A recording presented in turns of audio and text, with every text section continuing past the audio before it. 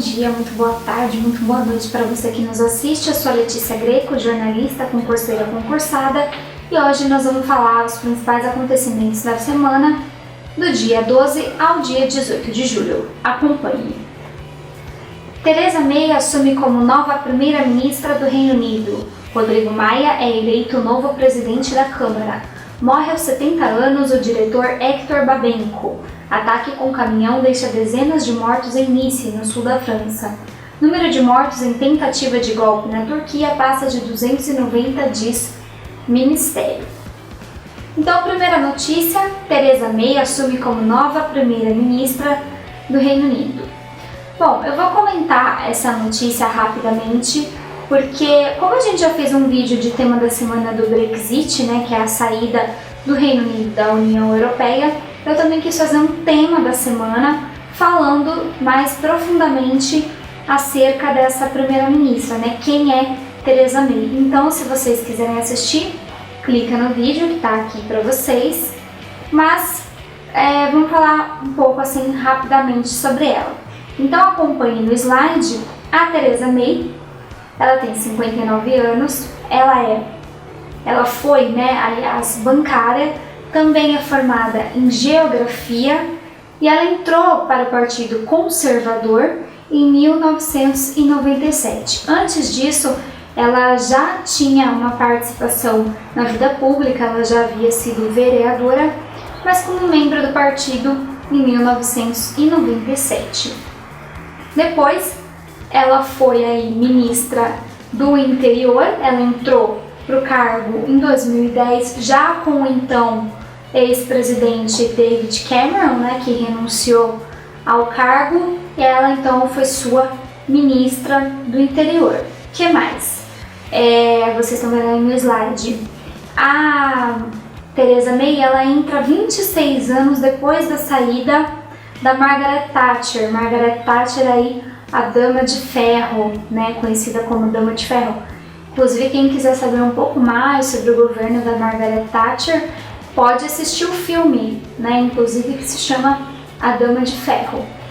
E então a Theresa May é a segunda mulher a assumir o cargo de primeiro-ministro, né, no caso, o primeiro-ministro, que é o cargo mais importante do Reino Unido, certo? E a Theresa May, no discurso dela de posse, ela evitou falar né, mais profundamente sobre essa questão aí do Brexit, apesar de que também saiu na mídia que o David Cameron aconselhou ela a ficar mais próximo possível da União Europeia, apesar do plebiscito ter decidido pela saída. A Theresa May, ela disse que ela vai respeitar a decisão do plebiscito, embora ela tenha sido contra a saída do bloco, mas disse que vai respeitar, que vai fazer uma política para o Reino Unido continuar forte, mesmo com a saída da União Europeia. E aí, como vocês podem ver no slide, ela também disse que vai lutar contra a injustiça social e desfazer as fraturas que cresceram aí com essa possível saída. Então vamos ficar de olho, né, no que vai acontecer agora, daqui para frente. Ela também disse que em 2016 não haverá mudanças, por enquanto continua tudo igual. Esse processo da saída vai acontecer a partir do ano que vem, mas vamos ficar de olho, porque agora a gente tem, né, Theresa May comandando o Reino Unido, Angela Merkel comandando a Alemanha, que é uma outra potência. E se a Hillary Clinton, né, pré-candidata à presidência dos Estados Unidos, vencer as eleições, mais uma mulher, então teremos 3 mulheres à frente das nações que são aí, estão entre as principais do mundo economicamente, politicamente, que tem grande influência sobre todas as outras nações, certo? Próxima notícia.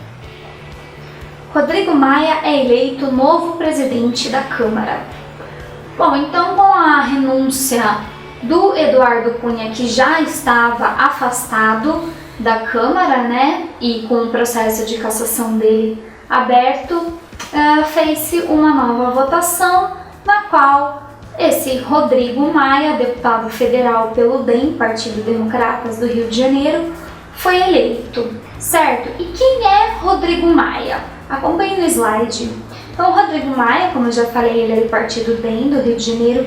Ele é filho do César Maia. César Maia, ele foi prefeito do Rio de Janeiro. Ele também foi um político que foi exilado na época da ditadura. Inclusive, o Rodrigo Maia, ele tem 46 anos e ele nasceu em Santiago do Chile, em 1970, que foi justamente o período que o pai dele era um preso político e, na verdade, não estava preso, né? Ele estava exilado, então, no Chile, né? Era um político que foi exilado.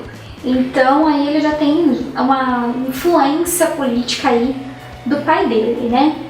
E o Rodrigo Maia, ele foi eleito com 285 votos ante a 170 do Rogério Rosso, né, que era o principal concorrente. Só que esse mandato do Rodrigo Maia, ele vai só até 31 de janeiro do ano que vem, porque a presidência da Câmara, ela é bianual, né? Então foi o Eduardo Cunha entrou em fevereiro de 2015, deveria ter ficado 2015 e 2016 inteiro. 2017 e 2018, outro biênio, né? Então ele fica até janeiro e depois acontecem novas votações. O importante da gente saber do Rodrigo Maia é que ele é deputado federal, ele já está no seu 5º mandato, portanto já faz aí um tempo. E a eleição dele como presidente da Câmara é uma situação bem vista para o presidente em exercício Michel Temer, porque ele está alinhado com os ideais do Temer. Por exemplo, como a gente coloca aí no slide, né? Ele é contra o aborto, ele é contra a legalização da maconha, ele é contra o regime de partilha do pré-sal e do aumento de impostos. Então aí ele está bem alinhado com os princípios do também presidente Michel Temer, né? E outra coisa também que, né, já se especulou na mídia, né?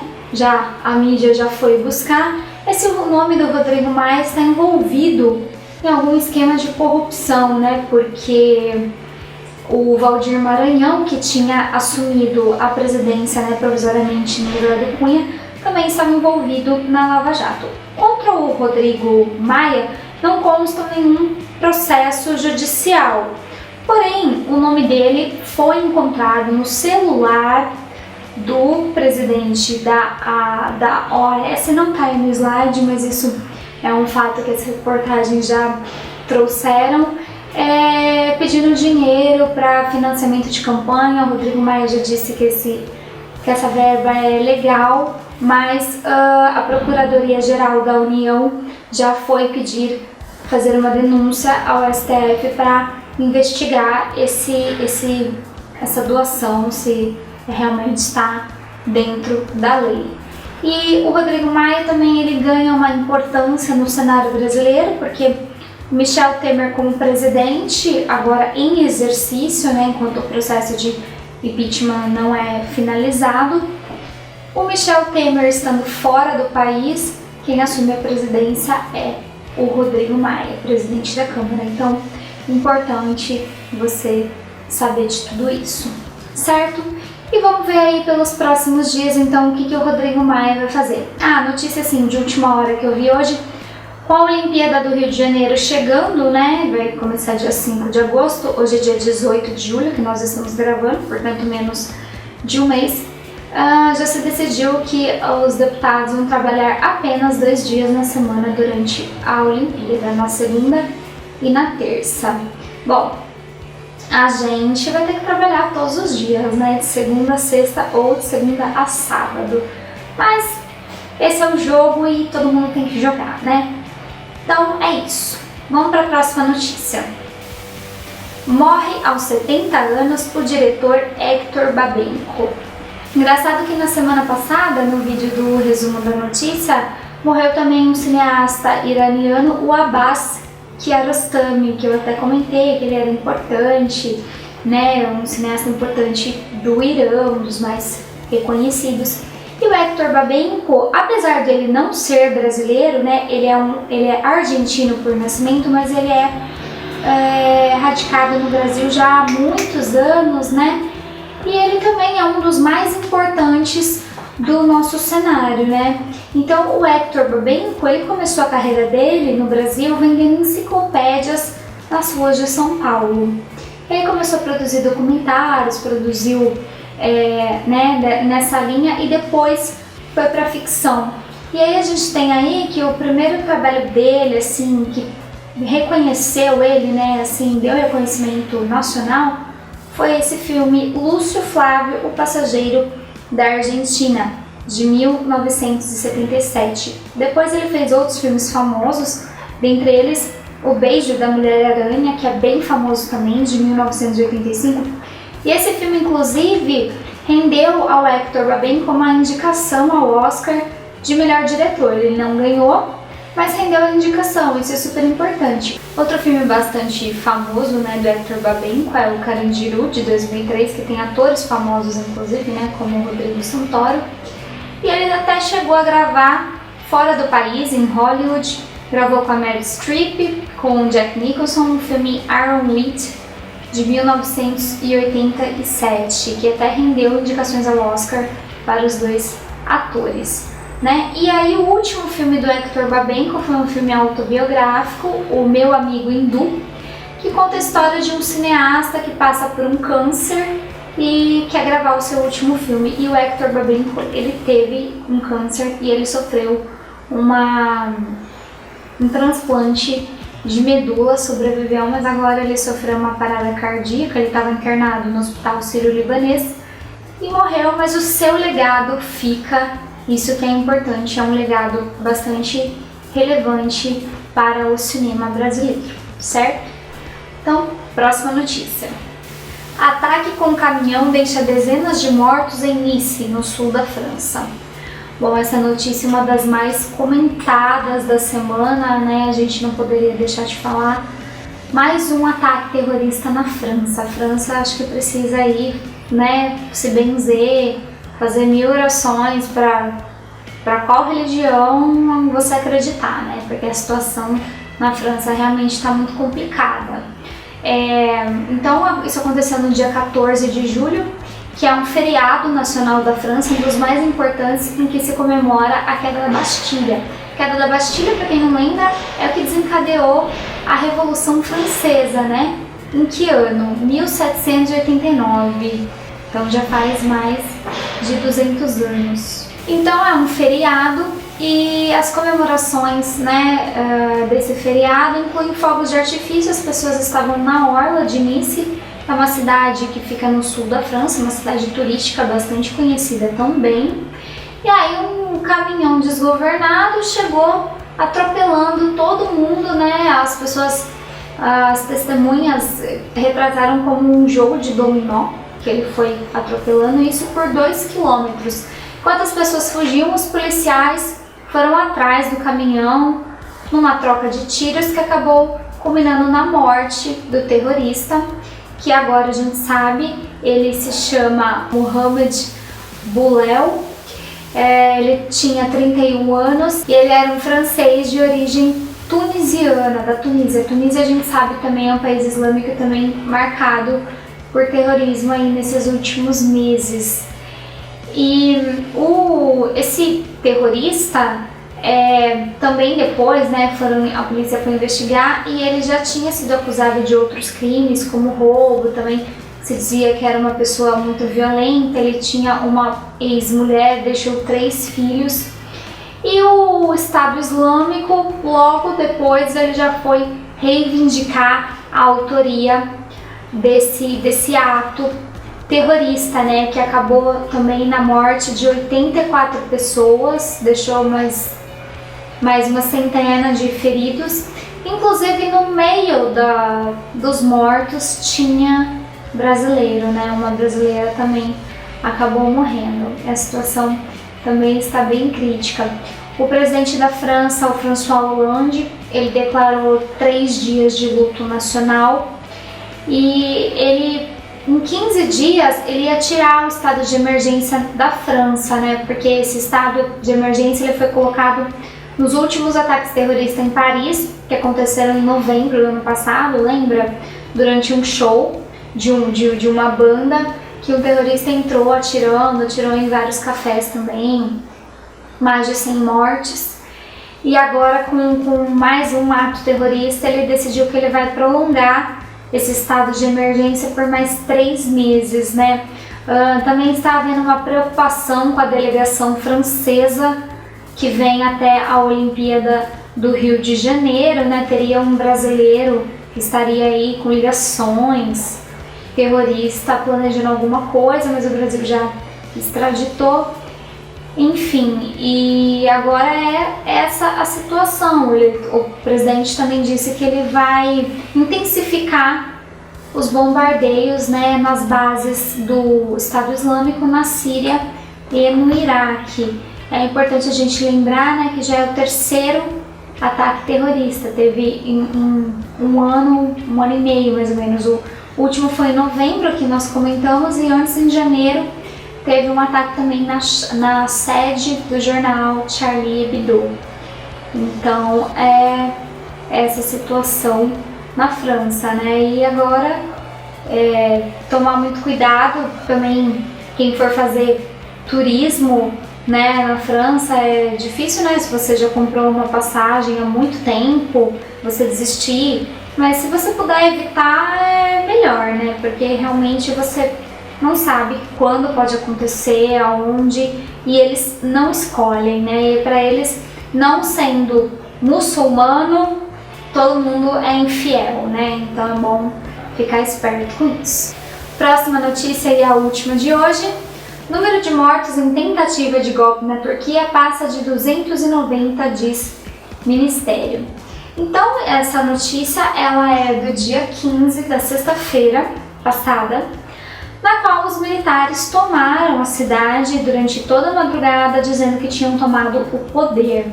E o presidente, que tem um nome bem difícil de se pronunciar, o Recep Tayyip Erdogan, ele estava de férias e logo que ele ficou sabendo dessa tentativa de golpe, ele já mandou mensagem pelo celular dele, dizendo que ele continuava no poder e voltou para a capital da Turquia, Ankara, né? E logo depois que isso aconteceu, cerca de 3.000 militares foram presos, né, por estarem apoiando o golpe, e outros 2.700 juízes e promotores também foram presos por estarem envolvidos, inclusive militares aí de alta patente. E a gente deve lembrar que o governo da Turquia, né, com esse presidente atual, ele foi eleito democraticamente, mas é um governo autoritário, é um governo conservador, um governo,